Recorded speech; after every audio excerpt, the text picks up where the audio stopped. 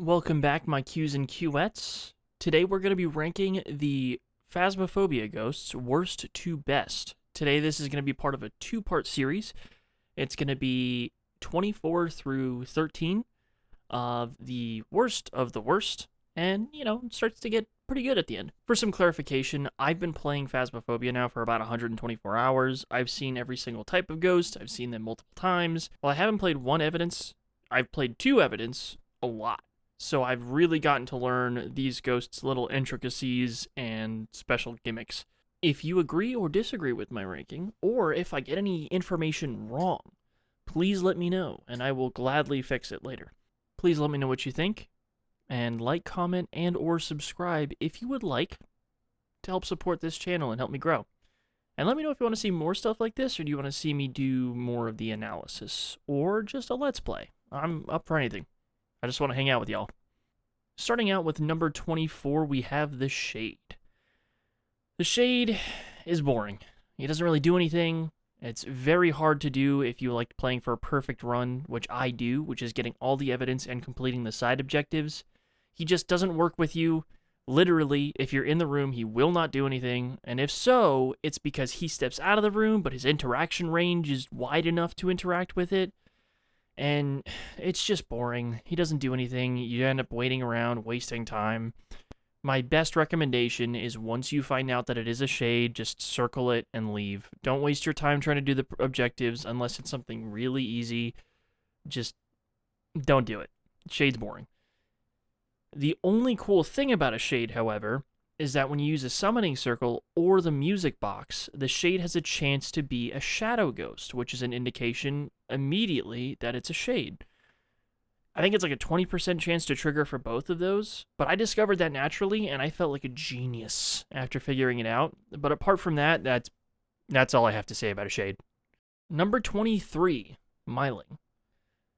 This also doesn't really have much going for it. Consider it like a spirit, but it's very quiet.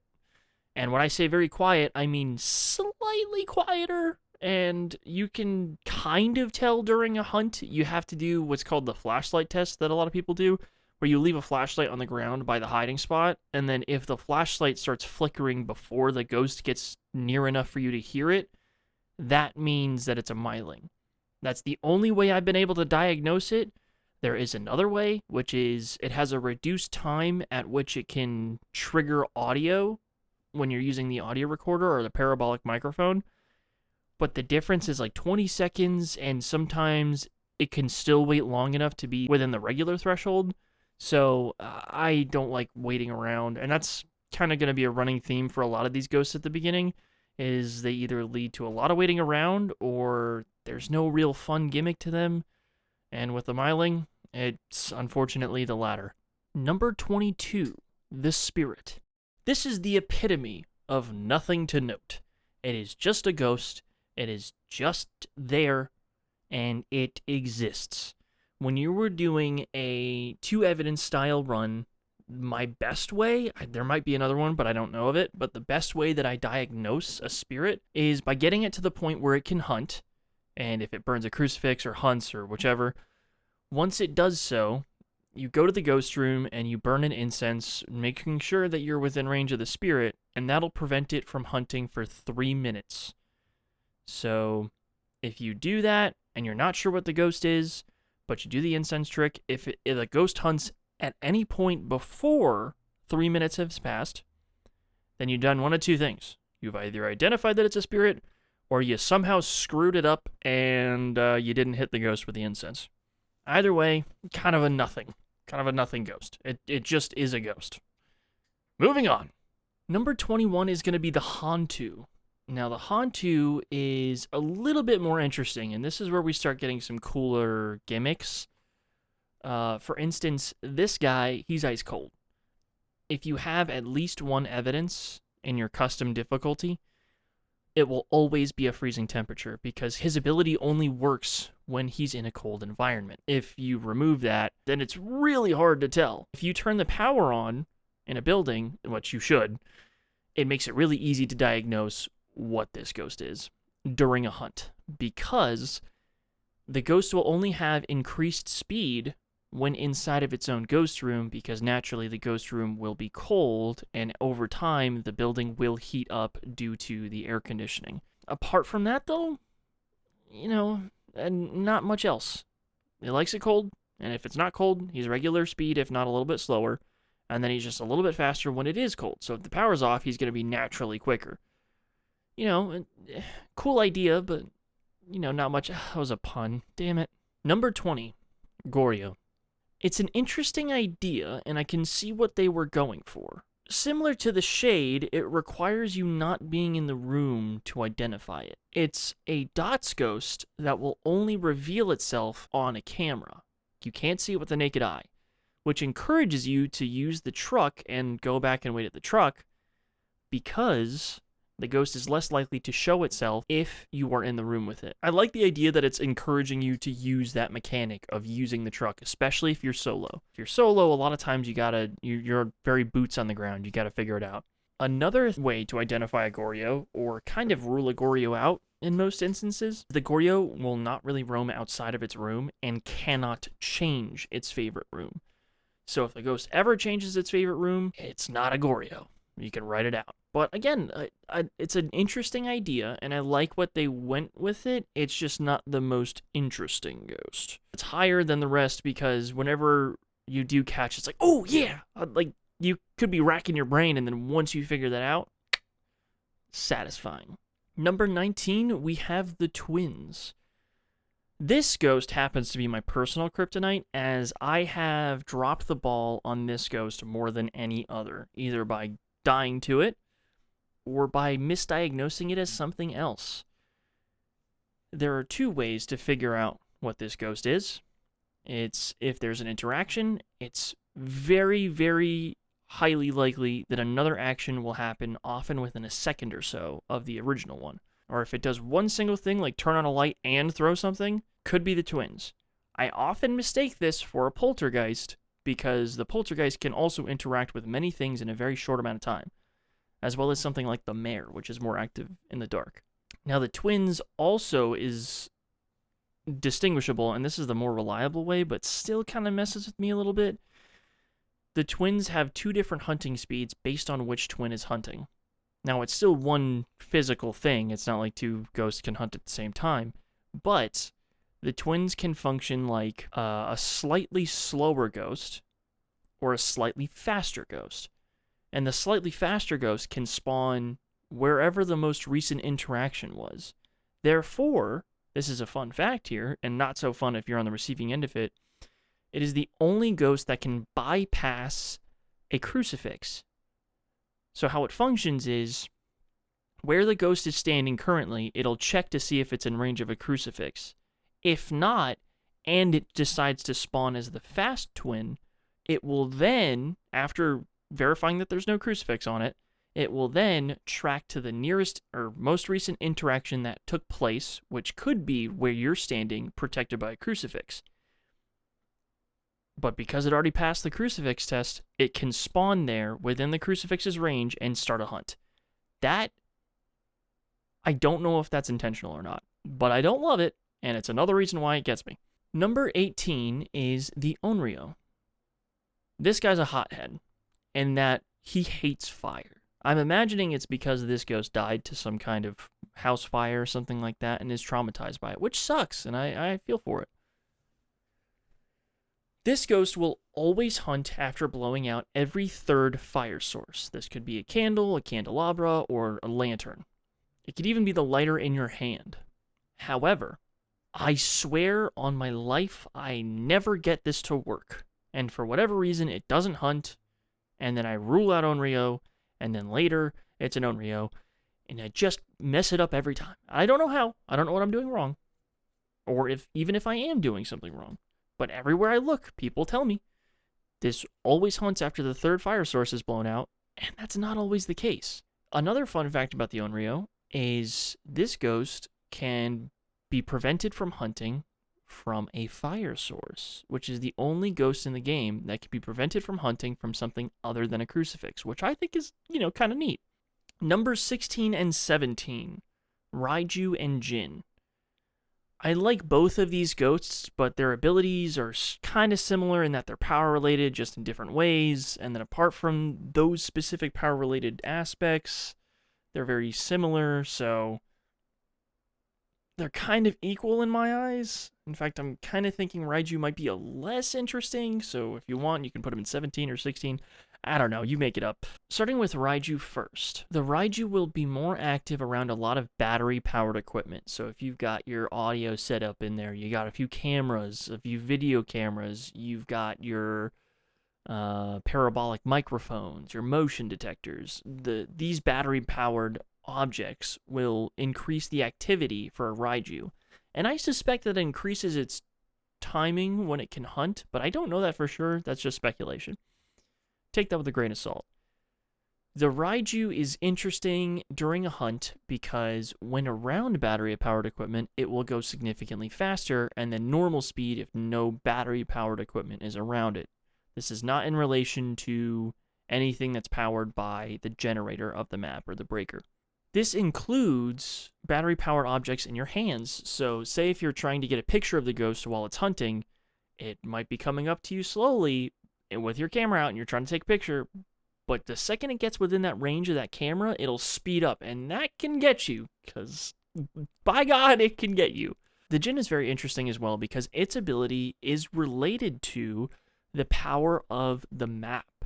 So, if the power is ever shut off, then you can immediately rule out Jinn because the Jinn wants the power to be on so it can use its abilities. Think of Phasmophobia in that a ghost will never do something that deliberately hinders its ability, if that makes sense. And so if the Jinn needs the power on to do its ability, it won't turn the power off intentionally. Now I say intentionally because if the Jinn turns on a light and that is the last light needed to trip the breaker, then it can shut off the power. But that's not because it chose to turn off the power specifically. It was just turning on a light and it coincidentally happened to be one that would shut off the breaker. You can't rule out Jinn if the breaker's tripped because too many lights are on due to its actions. Now, how the Jinn's ability works is very interesting. If you are down a long hallway and the Jinn notices you and has line of sight and the power is on, it will move extremely fast to close the distance. That is it using its ability. However, once it gets, I think, within 3 meters of you, it drops back down to a normal ghost hunting speed. So essentially, you're not going to outrun a Jinn. This is pretty interesting to me in the sense that it can often be misidentified as a revenant, so you have to be careful that if you use an incense and go and hide in a locker, that's how you find out whether or not it's a revenant, or if you're just paying attention if it slows down once it gets close. Number 15 is going to be the mare. Now, mares can be uneventful, but the reason why they find themselves so high on this list is because they genuinely make me laugh. And similar to my girlfriend, they like it when the lights are off. In the dark, these guys get very active, and their special ability might be my favorite in the game, purely because it's such a small one. When you turn on a light, they can activate their ability to immediately turn it off within about half a second, and I love that, nope mentality. It's very similar to, a blue deck in Magic the Gathering. I don't know if that's going to out me, but I only have one deck and it's a green one, so leave me alone. You have to be careful, though, because a ghost has done that to me before, where I've turned it on and they immediately turned it off. It was just coincidentally very fast. It happened to turn off the light as I turned it on, so a second test is needed to be 100% certain that you're good to go. Oh, I almost forgot to mention. If you're in the dark, it can hunt significantly sooner than when you're in the light. If average sanity is 60% or below, and you're in the dark, it can hunt. However, if you guys keep yourselves in the light, then it has to be down to 40%. So make sure to keep those lights on. Number 14 is our first stalking ghost, the Wraith.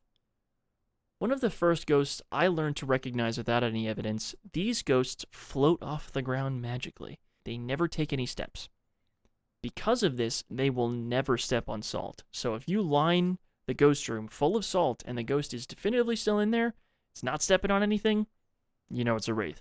Something interesting about the Wraith, though, is that you can still hear its footsteps when it's hunting. However, I think this is because they just wanted to have some kind of audio So that way when you're in a hiding spot, you can hear how close it is more definitively than by its humming or singing. Anyway, moving on. This stalking ghost will teleport to your position before heading back to its ghost room. This is different from the phantom and the banshee because those two will walk up to you and then walk back to their rooms, whereas the wraith will literally teleport on your position. How do you test this? Well, I'm going to tell you. Just wait a freaking second. If you set up a motion detector at the end of a hallway and one at the beginning closest to you in the direction of the ghost room, and the motion detector closest to you triggers first and then the farther one, that means the ghost teleported to your position and they're now actively walking back to the ghost room. Only a wraith will do this, so if this happens, you know what it is. Number 13, and the final entry of today's video, is going to be the banshee. The banshee is very unique and it has an awesome idea.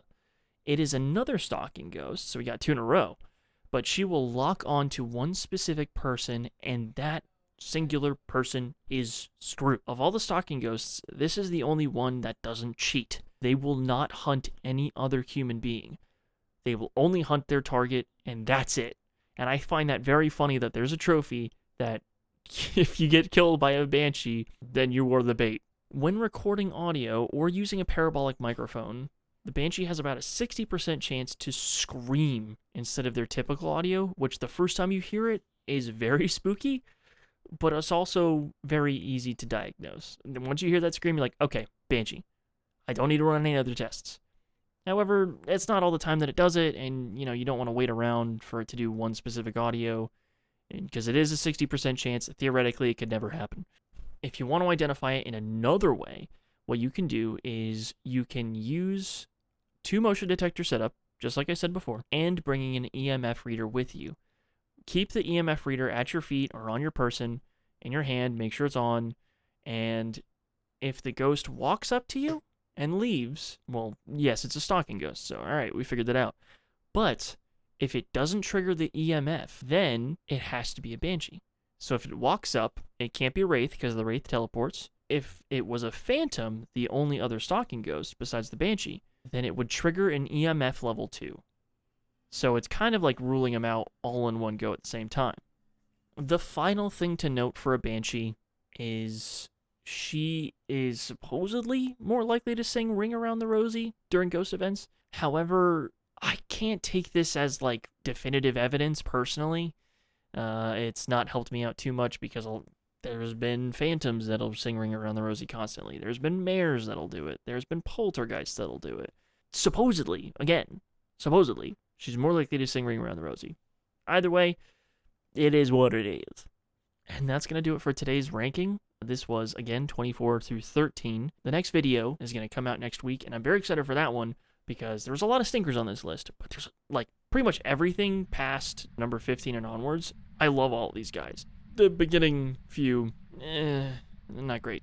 But 12 through 1 are my favorite ghosts in the game, and I'm excited for top 5 because top 5 is actually really hard. I'm in the process of writing that right now, and man, they really can go either way. Either way, thanks so much for tuning in. I appreciate you guys. Again, if you like this, please let me know. Let me know if there's anything I got wrong. Let me know if there's anything you'd like in addition. Thanks so much for tuning in. Please like, comment, and subscribe.